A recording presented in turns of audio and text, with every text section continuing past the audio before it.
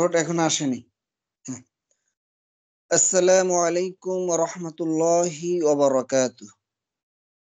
সম্মানিত হোমিওপ্যাথিক চিকিৎসক এবং শিক্ষার্থীবৃন্দ,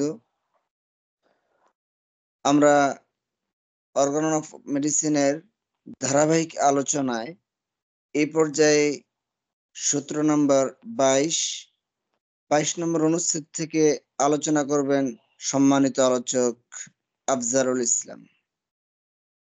হোমিওপ্যাথিস্ট আফজারুল ইসলাম ভাইকে ওনার আলোচনা উপস্থাপনের জন্য অনুরোধ করছি।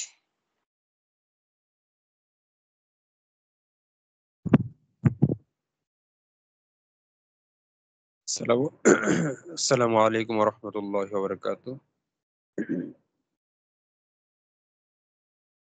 আশা করি সকলে ভালো আছেন। আজকে ইনশাআল্লাহ আমরা অর্গান অফ মেডিসিন থেকে আলোচনা করব অ্যাফোরিজম 22 অনুচ্ছেদ 22 থেকে আলোচনা করছি ইনশাআল্লাহ।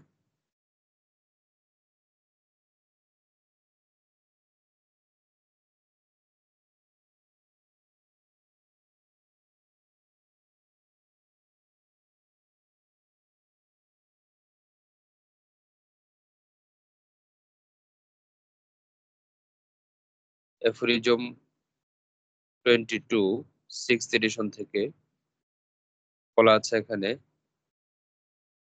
But as nothing is to be observed in disease that must be removed in order to change them into health, besides the totality of their signs and symptoms. And likewise, medicines can show nothing curative besides their tendency to produce morbid symptoms in healthy persons and to remove them in diseased persons.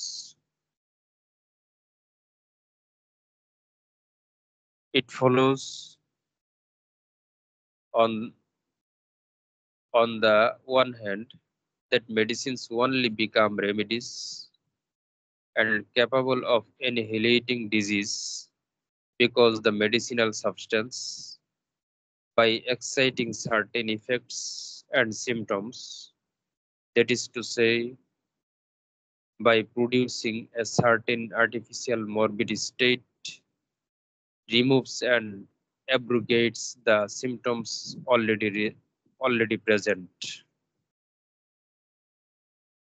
To wit, the natural morbid state we wish to cure. On the other hand, it follows that for the totality of the symptoms of the disease to be cured, a medicine must be sought which, according as experience, shall prove whether their morbid symptoms are most readily, certainly, and permanently removed and changed into health by similar or opposite medicinal symptoms, have the greatest tendency to produce similar or opposite symptoms. এর সাথে একটা footnote আছে, অনেক বড় footnote, হয়তো অন্য আরেকদিন আলোচনায় আসবে। আর্টিকেল এর মূল বডিতে যে বিষয়টা বলা আছে, বাংলা অনুবাদে বলা আছে এরকম: রোগ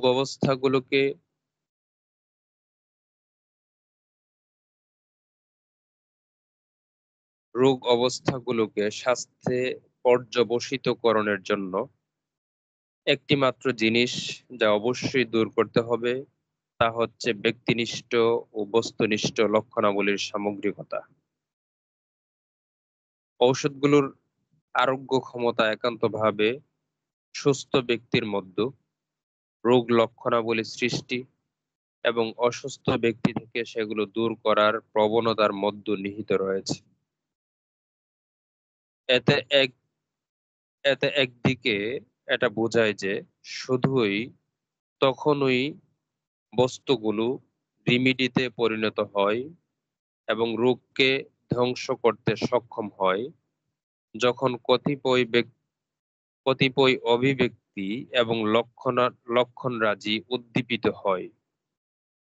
অর্থাৎ কিনা বিশিষ্ট কৃত্রিম রোগাবস্থা যা শরীরের মধ্যে বিদ্যমান লক্ষণরাজিকে বিনষ্ট এবং দূর করতে সক্ষম হয়, অর্থাৎ কিনা প্রাকৃতিক রোগটি চিকিৎসিত হয় এবং অপরপক্ষে লক্ষণরাজির সামগ্রিকতার আরোগ্যের জন্য সেই ঔষধটিকে খুঁজতে হবে, যা হয় সদৃশ, না হয় বিপরীত লক্ষণরাজি সৃষ্টি করার জন্য সর্বাধিক প্রবণতা প্রদর্শন করছে।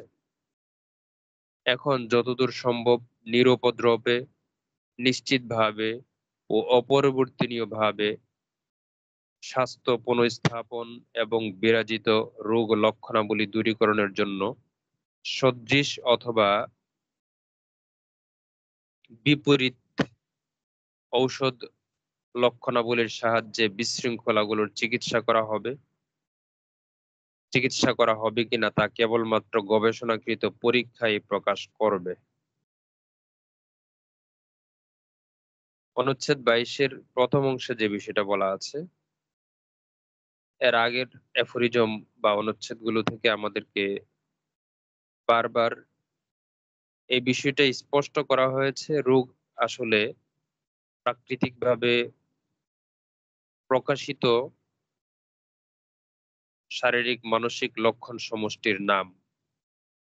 রোগের ব্যাপারে অতি কাল্পনিক ধারণা করা যেমন জরুরি না, রোগের ব্যাপারে ইন্টারনালি বডির ভিতরে প্যাথোলজির যে চেঞ্জ গুলো হয়,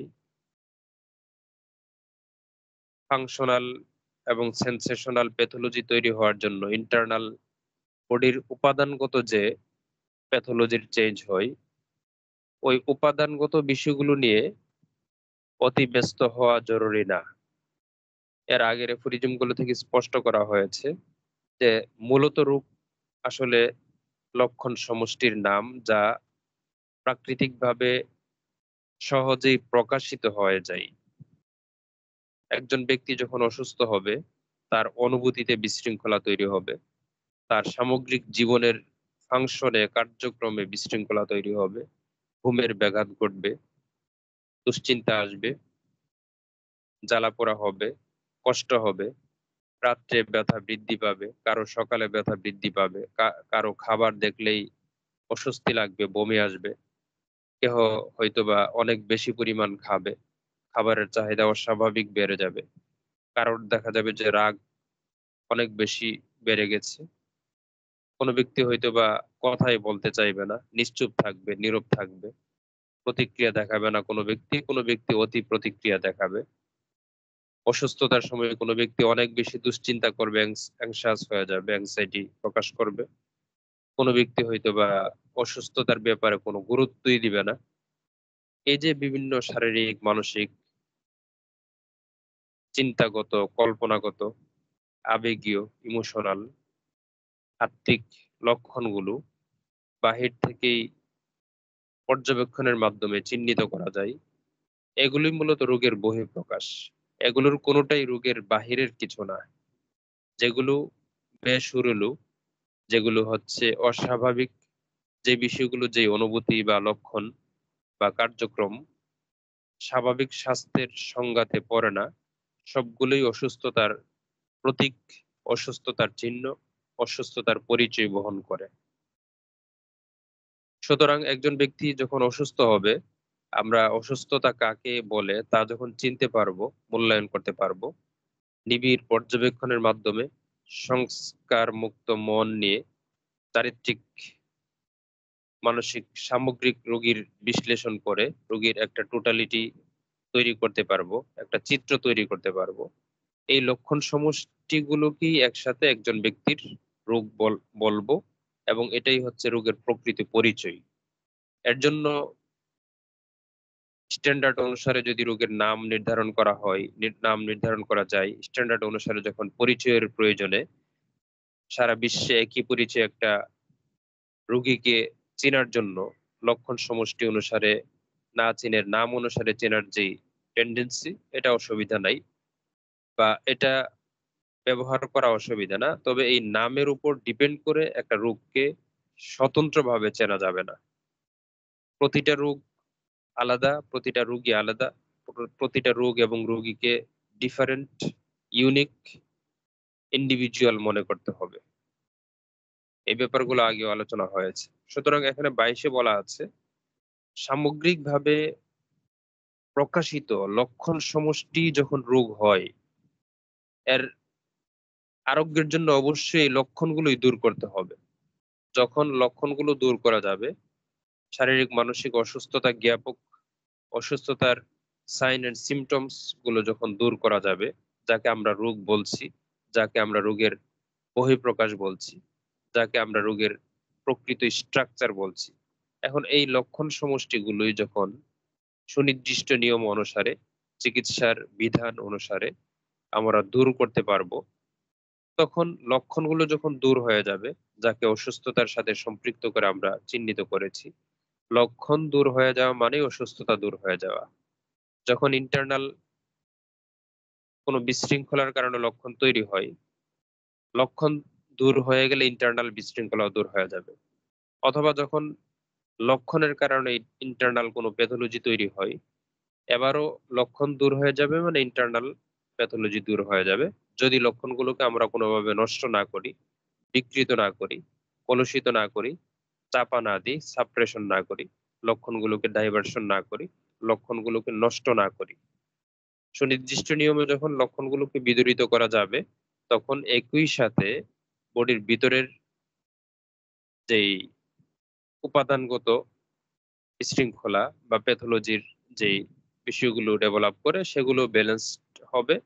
সুতরাং সেগুলোর চেয়ে বেশি গুরুত্বপূর্ণ একজন হোমিওপ্যাথিক চিকিৎসকের কাছে ন্যাচারালি প্রকাশিত, বাহ্যিকভাবে প্রকাশিত একজন পর্যবেক্ষণশীল চিকিৎসকের কাছে, যা তিনি তার অবজারভেশনের মাধ্যমে নিশ্চিতভাবে চিহ্নিত করেন, সেই লক্ষণগুলোই হচ্ছে তার রোগের পরিচয়।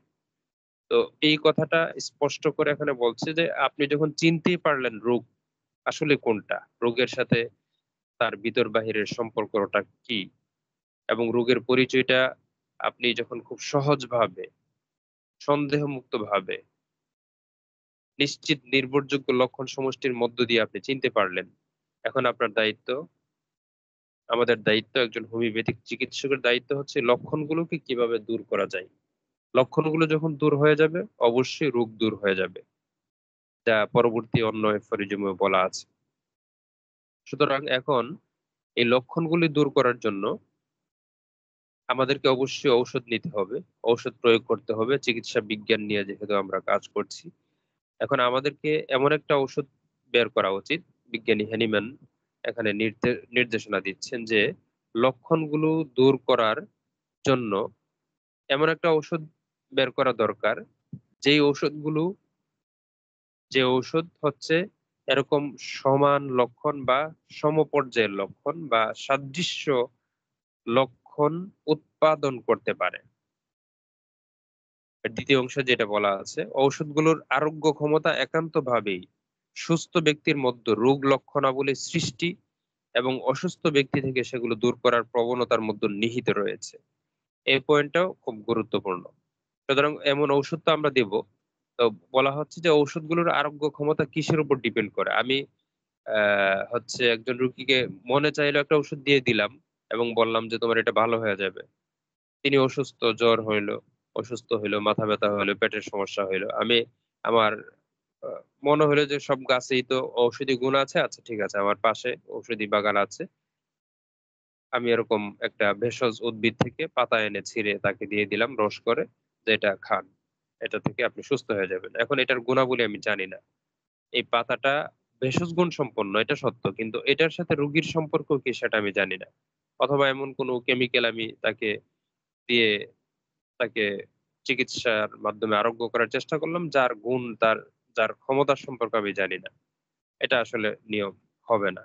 বরং এই ব্যাপারে নিশ্চিতভাবে জানতে হবে যে, যে উপাদানটা আমি ইউজ করব মেডিসিন হিসেবে, সে তখনই মেডিসিন হবে, তখনই সে আরোগ্যকারী ক্ষমতা অর্জন করবে, তখনই সে প্রকৃত রেমিডি হবে, যখন এই মেডিসিন বা এই উপাদানের, এই ভেষজের হচ্ছে মানুষের দেহে, মানুষের মনে, মানুষের সামগ্রিক অবস্থায় একটা স্পষ্ট চিত্র তৈরি করতে সক্ষম হবে। এখন আমরা যখন পরীক্ষা পর্যবেক্ষণ করে প্রুভিং করে নির্দিষ্ট নিয়মে একটা উপাদান সম্পর্কে, সালফার, ক্যালকিরিয়া কার্ব, ফসফরাস, নেট্রামিউর, যেগুলো আমাদের পরিচিত রসায়ন থেকে নেওয়া, তো এই উপাদানগুলোকে আমরা হোমিওপ্যাথিক ঔষধ হিসেবে কখন ব্যবহার করছি? যখন এগুলোকে পরীক্ষা করা হয়েছে, পর্যবেক্ষণ করা হয়েছে সুস্থ মানবদেহে, পরবর্তী অসুস্থ মানবদেহে, এবং পরীক্ষা পর্যবেক্ষণের মাধ্যমে অনেকগুলো লক্ষণ একসাথে লিখিতভাবে মেটেরিয়া মেডিকায় সন্নিবেশিত করা আছে। এখন এই লক্ষণগুলোর মাধ্যমে আমাদেরকে বলে দিচ্ছে যে এই লক্ষণগুলো হচ্ছে এই মেডিসিনের। সুতরাং একজন রোগী যখন আসবে, তিনি যখন অসুস্থ হবেন, তার লক্ষণগুলোর সাথে এই লক্ষণগুলোর যখন সাদৃশ্যতা থাকবে, কাছাকাছি থাকবে, সবচেয়ে বেশি সাদৃশ্য থাকবে, মোস্ট সিমিলার হবে, তখন আমরা একটা ওষুধ প্রয়োগ করি।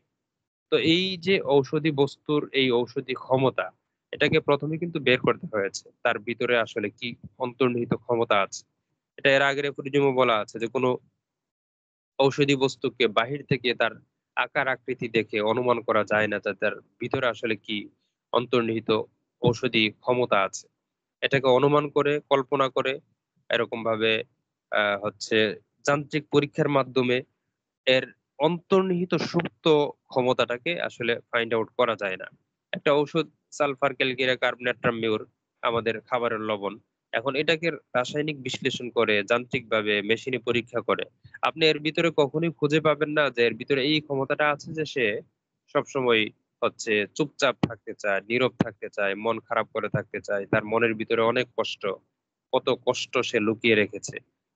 নেট্রামের এই যে একটা ক্যাপাসিটি, যে মনের ভিতরের কষ্ট লুকিয়ে রাখে, চাপা রাখে, প্রকাশ করতে চায় না, কারো কাছে শেয়ার করতে চায় না, ভিতরে সে অনেক কষ্ট পাচ্ছে, ভিতর থেকে সে এই কষ্টে সে ভীষণ অসুস্থ হয়ে যাচ্ছে, এই বৈশিষ্ট্যটা নেট্রামের আছে, নেট্রামিউরের আছে, লবণের আছে।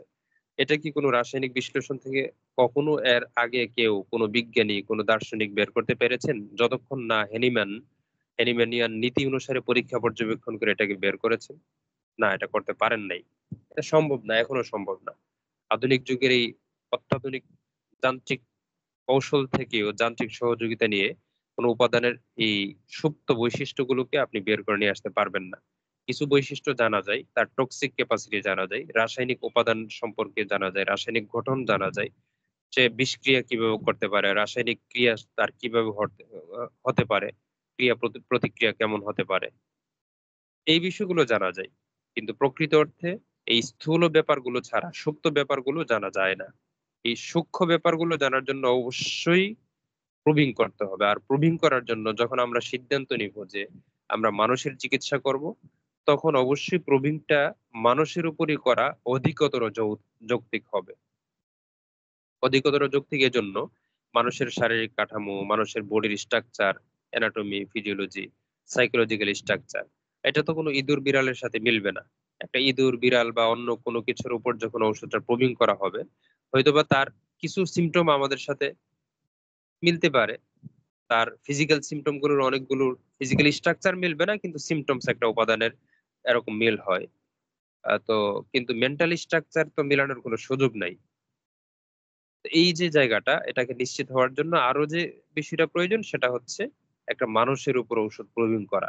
শুধু মানুষই না, সুস্থ মানব দেহের উপর ঔষধটাকে প্রুভিং করা, নির্দিষ্ট নিয়মে প্রুভিং করে লক্ষণ তৈরি করা। এই লক্ষণগুলো তৈরি করার কথাই এখানে বলা হচ্ছে, যে লক্ষণগুলো তৈরি করার ক্ষমতাটা জানতে হবে। লক্ষণগুলোর তৈরি করার ক্ষমতা জানতে হবে, কোন ধরনের লক্ষণ সে তৈরি করতে পারে এই বিষয়টা জানতে হবে, এই বিষয়টা নিশ্চিত হওয়া লাগবে।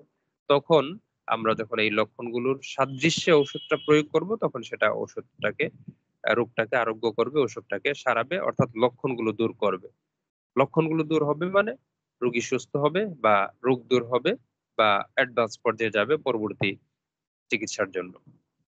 তো এই ব্যাপারটা এখানে সামগ্রিকভাবে কথা বলার সাথে সাথে যে বিষয়টা বলছেন যে দুইটা পদ্ধতিতে রোগ আরোগ্য করা যায়। প্রাকৃতিক রোগ আরোগ্যের জন্য দুইটা পদ্ধতি। একটা হচ্ছে এখানে যে নিশ্চিতভাবে আমাদের হচ্ছে এমন একটা ঔষধ বের করা যে ওষুধটা রোগীর সামগ্রিক শারীরিক মানসিক লক্ষণের সাথে মিল থাকবে এবং সদৃশ বিধান অনুসারে সিমিলারিটি অনুসারে সিমিলিয়াস সিমিলিবাস কিউরেন্টার এই নীতি অনুসারে সুনির্দিষ্ট নিয়মে ডোজ এন্ড পোটেন্সি নির্ধারণ করে অ্যাপ্লাই করব, লক্ষণ দূর করব, জীবনী শক্তিকে পুনরুদ্ধার করব এবং রোগীকে সুস্থ করব।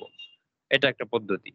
আরেকটা পদ্ধতি এখানে বলছেন, সে পদ্ধতিকে স্যামুয়েল হ্যানিম্যান রোগারোগ্যের প্রাকৃতিক নিয়ম বা রোগারোগ্যের মানে সঠিক নিয়ম এটা বলেন নাই, তবে সেই পদ্ধতিতেও রোগ আরোগ্য করা যায়। সেটা কি বলছেন যে আহ কি বলছেন, রোগ লক্ষণাবলী দূরীকরণের জন্য সদৃশ অথবা বিপরীত ঔষধ লক্ষণাবলীর সাহায্যে বিশৃঙ্খলাগুলোর চিকিৎসা করা হবে কিনা তা কেবলমাত্র গবেষণা কৃত পরীক্ষায় প্রকাশ করবে। এটা একটা। আর আগের অংশে মনে হয় অপরপক্ষে লক্ষণরাজির সামগ্রিকতার আরোগ্যের জন্য সেই ঔষধটিকে খুঁজতে হবে যা হয় সদৃশ না হয় বিপরীত লক্ষণরাজি সৃষ্টি করার জন্য সর্বাধিক প্রবণতা প্রদর্শন করে। তাহলে এখানে দুইটা অংশে বিপরীত বা অপোজিট স্টাইল অফ মেডিসিন বা অপোজিট স্টাইল অফ কি বলে এটাকে ট্রিটমেন্ট যেটা বলা হচ্ছে, যে চিকিৎসা বা মেডিসিনের পদ্ধতিতে সদৃশ নিয়মে আমরা ওষুধ দিই, সদৃশ নিয়মে সদৃশ লক্ষণ তৈরি করি। আরেকটা হলো বিপরীত লক্ষণ তৈরি করা, যে আমার বডিতে জ্বর আসছে কোনো রোগীর বডিতে, তখন এমন একটা ওষুধ দেওয়া যেই ওষুধটা সরাসরি বডিটাকে ঠান্ডা করে দিতে পারে, টেম্পারেচার কমিয়ে দিতে পারে সরাসরি। আমাদের ওষুধগুলো কিন্তু সরাসরি টেম্পারেচার কমিয়ে দিতে পারে না। আমাদের ওষুধ জাস্ট যা আছে তাই বডিতে গিয়ে তৈরি করে। ব্যথা আছে ব্যথা তৈরি করবে, ফোড়া আছে ফোড়ার প্রবণতা তৈরি করবে, পেট ব্যথা আছে পেট ব্যথা তৈরি করবে। এই পেট ব্যথা আছে পেট ব্যথা তৈরি করে বা পেট ব্যথার সিমিলার সিমটমস তৈরি করে সে সদৃশ নিয়মে হচ্ছে রোগটাকে লক্ষণগুলোকে দূর করছে। আর বিপরীত কি, যে ধরুন আপনার হাত প্রচন্ড জ্বালা করতেছে, আপনি পানির ভিতরে হাতটা ডুবিয়ে দিলেন বরফের ভিতরে, তখন কিন্তু এই বরফের ভিতরে হাতটা ডুবিয়ে দেওয়ার কারণে সাথে সাথে একটা আরাম পাবেন। এই বরফের ভিতরে হাত যখন বরফে বা ঠান্ডা পানিতে বরফ পানিতে যখন হাত চুবিয়ে রাখবেন, হাতে প্রচন্ড জ্বালা করছে বা অনেক সময় এমন কষ্ট হয়, তখন দেখা যায় যে এরকম ন্যাচারালি আমরা অনেক সময় অনেক পদ্ধতি অবলম্বন করি, তো তখন দেখা যায় তার কষ্ট কমে যায়।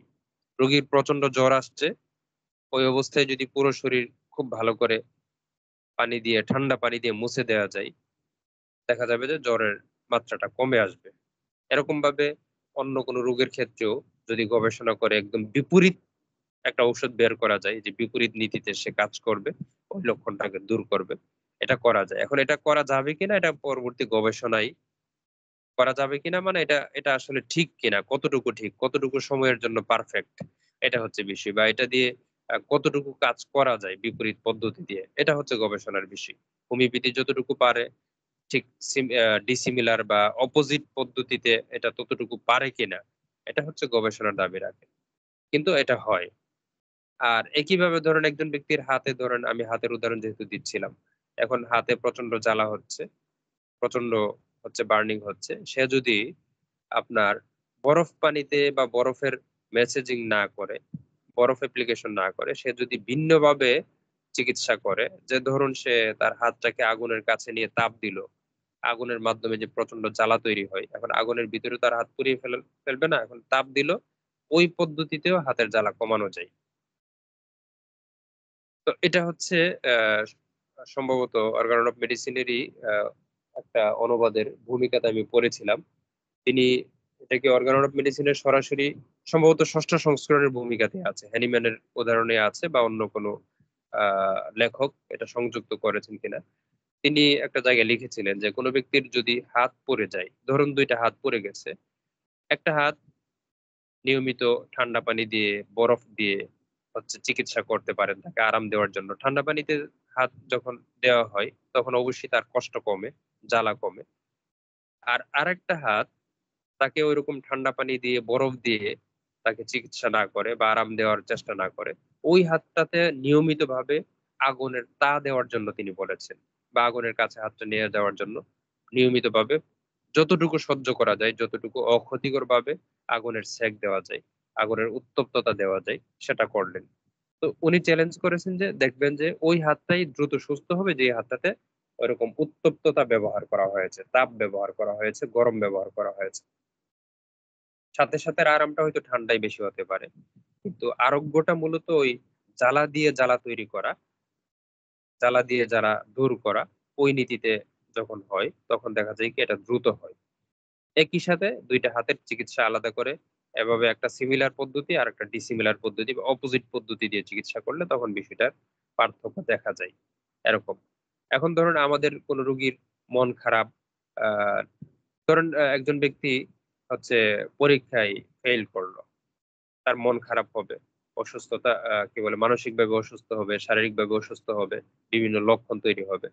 এখন কোন ব্যক্তি যদি এসে বলে বা তার বন্ধু খুবই ক্লোজ ফ্রেন্ড এসে যদি বলে যে, "তোমার পরীক্ষায় তুমি খারাপ রেজাল্ট করেছো, ২ টা সাবজেক্টে ফেল করেছো। আমিও তো কম পড়াশোনা করি নাই। দেখো আমি তো ৪ টা সাবজেক্টে ফেল করেছি।" এখন তিনি তার দুঃখ প্রকাশ করছেন আরেকজন দুঃখ পেয়েছেন এমন ব্যক্তির কাছে। এটা হচ্ছে সিমিলার। তখন দেখবেন যে তার বডিতে তার মনে একটা প্রতিক্রিয়া তৈরি হবে। যখন এটা খুব শক্তিশালীভাবে এপ্লাই করা যাবে যে আমিও তো রেজাল্ট খারাপ করেছি। আমিও তো পড়াশোনা কম করি নাই, কম চেষ্টা করি নাই। এভাবে করার পরেও আমার রেজাল্ট খারাপ হয়েছে শুধু তা না বরং তোমার চেয়েও বেশি হয়েছে। তখন এই বিষয়টা তার মনে প্রতিক্রিয়া তৈরি করে একটা সান্ত্বনার একটা জায়গা তৈরি করবে। যে হ্যাঁ, তাই তো। আমি এত চেষ্টা করে পড়াশোনা করে খারাপ করলাম। কিন্তু তিনিও তো আরো চেষ্টা করেছেন, আরো বেশি চেষ্টা করেছেন। তিনি রেজাল্ট খারাপ করেছেন। সুতরাং আসলে বিষয়টা মেনে নেওয়ার যে একটা জায়গা তখন তার তৈরি হবে। এটা একটা পদ্ধতি। এই পদ্ধতিতে তার কষ্টটা দূর হওয়ার একটা মিনিমাম জায়গা তৈরি হয়। আরেকটা পদ্ধতি হচ্ছে যখন একজন ব্যক্তি রেজাল্ট খারাপ করে বা একজন ব্যক্তির দুঃখ কষ্ট, এখন তার এই দুঃখ কষ্টের সময়ে অন্য আরো ১০ জন যখন আনন্দ করে, দেখা যায় যে মানুষ আনন্দ করছে। তার ক্লাসমেট অন্যরা, তার বন্ধুরা খুবই আনন্দ করছে। আনন্দে তাকে ডেকে নিয়ে যাচ্ছে যে, "বন্ধু তুই ফেইল করছিস তো অসুবিধা অসুবিধা নাই। আস আমাদের সাথে প্রোগ্রামে আস। আমরা আনন্দ করছি।" তো তাকে হয়তো জোর করে নিয়ে গেল। সবার আনন্দে তার এই দুঃখটা কেউ হয়তো অনুভব করল না। এই দুঃখটা তাকে সেখানে হচ্ছে সাপ্রেশন হবে। চাপা পড়ে যাবে। এই চাপা পড়াটার মাধ্যমে কিন্তু আসলে তার প্রকৃত অর্থে তার দুঃখটা কিন্তু চলে যাবে না। সে অন্য বন্ধুদের আনন্দ দেখে আনন্দে হয়তো সে জয়েন করলো। আনন্দের সাথে সে শরিক হলো। কিন্তু তার এই অন্য ১০ জন বন্ধুর আনন্দ, উৎসাহ, উদযাপনের মধ্য দিয়ে তার ভিতরে তার কষ্টটা আসলে সাপ্রেসড হবে। তার ভিতরে এটা কিন্তু পরবর্তীতে আরো বেশি প্রতিক্রিয়াও তৈরি করতে পারে। এটা হচ্ছে অপোজিট পদ্ধতি। তো এভাবে আসলে ন্যাচারাল অনেক উদাহরণ থেকে নেওয়া যায় যে সিমিলার পদ্ধতিতেও চিকিৎসা করা যায় এবং অপোজিট পদ্ধতিতেও চিকিৎসা করা যায়। পরবর্তী গবেষণায় প্রমাণ হবে যে আসলে কোনটা অধিকতর গ্রহণযোগ্য, কোনটা অধিকতর কার্যকরী। এই বিষয়গুলি ২২ এফোরিজমে বা অনুচ্ছেদে বিভিন্ন আ উদাহরণ এখানে দেন নাই কিন্তু এই বিষয়গুলো এখানে ক্লিয়ার করেছেন। পরবর্তী পাদটীকায় হয়তো উদাহরণ নিয়ে এসেছেন কিনা আমরা দেখব। তো মোটামুটি ২২ থেকে আমরা এই বিষয়গুলো শিখতে পারি যে আসলে রোগ আরোগ্যের জন্য প্রাকৃতিক সিমিলার নীতি অবলম্বন করতে পারি অথবা আমরা বিপরীত অপোজিট নীতি অবলম্বন করতে পারি। এবং সিমিলার নীতি অবলম্বন করলে অবশ্যই এমন একটা ঔষধ দিতে হবে যে ঔষধটা হচ্ছে পরীক্ষিত এবং যে ওষুধটা সদৃশ লক্ষণ সমষ্টি তৈরি করতে সক্ষম হয়। অনুমানের ভিত্তিতে কোনো ঔষধ প্রয়োগ করা, ঔষধি বস্তু প্রয়োগ করা, ভেষজ বস্তু প্রয়োগ করা এটা আসলে কোনোভাবেই উচিত নয়। পরীক্ষা পর্যবেক্ষণের মাধ্যমে নিশ্চিত হওয়া লাগবে আমি যে ওষুধটাকে ব্যবহার করছি। অনুচ্ছেদ ২২ এর আলোচনা আমি এখানে শেষ করলাম। আসসালামু আলাইকুম ওয়া রাহমাতুল্লাহি ওয়া বারাকাতুহু। ওয়ালাইকুম আসসালাম রহমতুল্লাহি বারাকাতু। সম্মানিত আলোচককে আমরা আমাদের হোমিওপ্যাথি সমাজ থেকে আন্তরিক ধন্যবাদ জানাচ্ছি। কারণ উনি পরিশ্রম করে যে আলোচনা আমাদের সামনে উপস্থাপন করেছেন, এখানে আমরা অনেক বিষয়ে আমাদের ধারণা অস্পষ্টতা যদি কোথাও থেকে থাকে সেখানে সুস্পষ্ট হওয়ার আমাদের অনেক পথটা সুগম হয়েছে। আল্লাহ তাআলা আমাদেরকে রোগীর আরোগ্যে নিজেদের মেধা, শ্রম শতভাগ প্রয়োগ করে আমরা যেন সহযোগিতা করতে পারি সেই কামনা ব্যক্ত করে আজকের মতো এখানে আমরা শেষ করছি।